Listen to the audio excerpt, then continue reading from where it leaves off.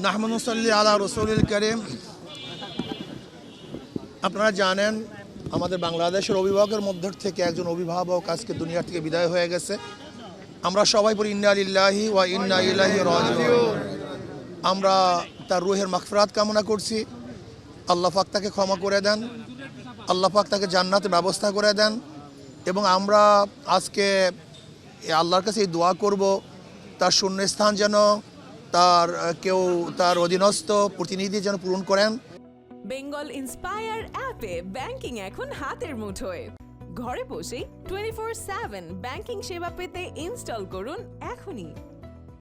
এবং আজকে আমাদের বাংলাদেশের মানুষ শোকাহত, একজন ভালো দেশপ্রেমিক দীর্ঘদিন পর্যন্ত নেতৃত্ব দিয়েছেন। ওনার নেতৃত্বে বিএনপি আজও পর্যন্ত ঐক্যবদ্ধ ছিল।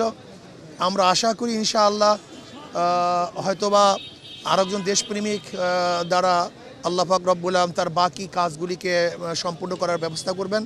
কাজেই আমরা তার জন্য দোয়া করি, আল্লাহ যেন তার জিন্দিগির সমস্ত পাপ এবং ভুল ত্রুটিগুলি গুনাহ খাতা আল্লাহ পাক ক্ষমা করে দেন। আমিন। আল্লাহ আমাদের সবাইকে মাফ করে দেন।